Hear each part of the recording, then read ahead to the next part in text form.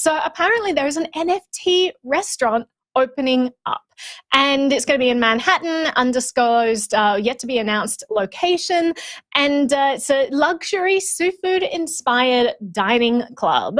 And apparently, in order to gain access to the club, members must have a Flyfish NFT. So it will be this unique digital asset, and only a certain amount of these tokens will be released, and you can only enter the club if you have this. Like, this is so peak New York, and I'm so happy it exists, even though like it's super weird. I don't even know how their business model is going to work. How are they going to get enough patronage if they have like this limited number of people who can even access it? Like, it's just, I have a lot of questions there, but I'm so happy it exists because New York, I mean, I don't know if you guys have been to like hidden restaurants in New York. They're super cool. There was this Japanese restaurant that was on my block that I didn't even know about for like 8 years until someone told me, like, did you know there's a hidden restaurant in there? And I'm like, what?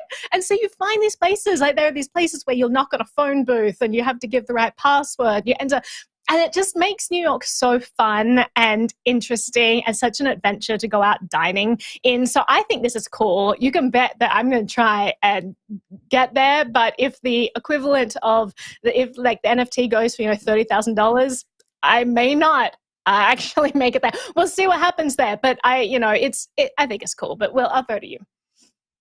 Gary V is behind this, right? The infamous or famous, depending on how you view him, NFT promoter. So that's an interesting little nugget in this news story out of the Washington Post. I will say that the dining scene in Denver does not really compare to what you guys have up in New York at all. It's pretty terrible. And we definitely don't have an NFT dedicated restaurant. One thing I was interested in, but in this piece specifically, was that they're building the restaurant. And I'm assuming they're just going to rent something and like fill it out and kind of make it like fully crypto world, or maybe not. Like, how much crypto bro culture is going to like eke into these restaurants that are for NFT only people?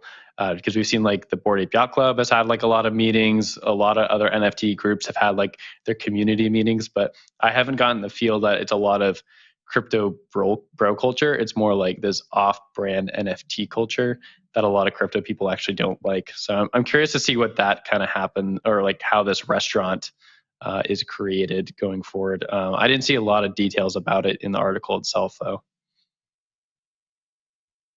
Zach, throw it to you. All right, I'll take it. I mean, yeah, I just want the segment where like Naomi shares all of the speakeasies in New York that she's alluding to, because that's fascinating. I've never been to a secret restaurant before. Damn, I'm not up on that. No, we're gonna have to do the CoinDesk excursion when we visit this NFT restaurant. When they invite us privately, exclusively, give us all a free NFT so we can cover it. That's when we'll do a tour.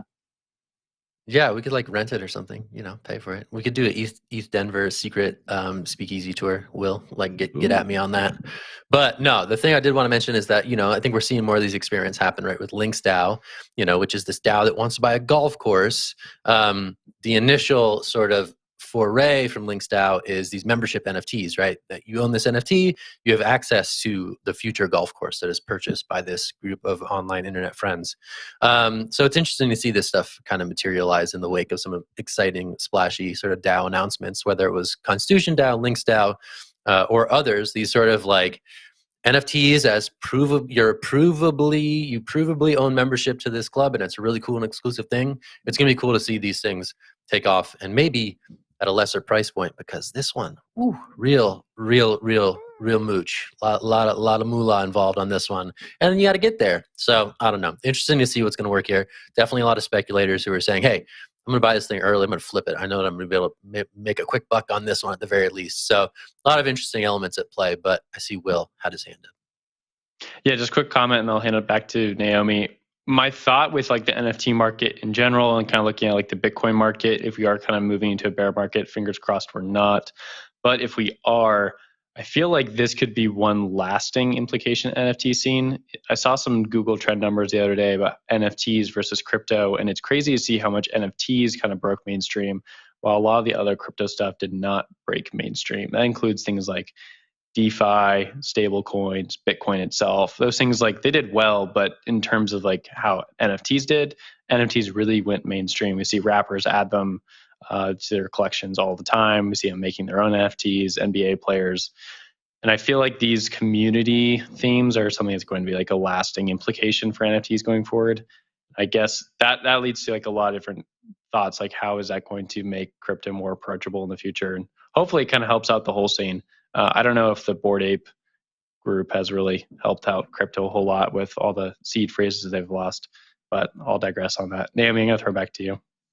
Yeah, I think it's interesting to compare this to the Link style that Zach brought up, because I think this restaurant is handling things a lot better than Link style. Link style has this weird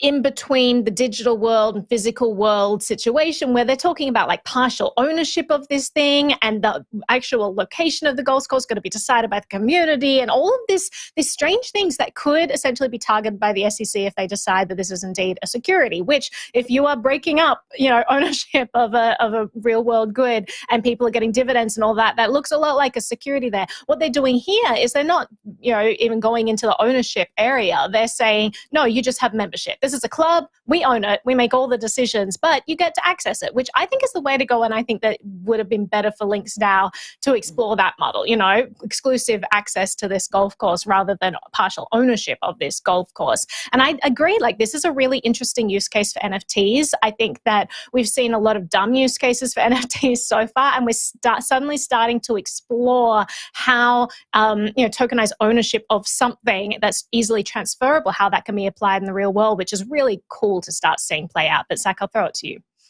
Just a quick little factual update. We heard from LinksDAO that actually they've quietly shelved some of their governance token plans. So unclear what the status of future token related aspects to that project will be.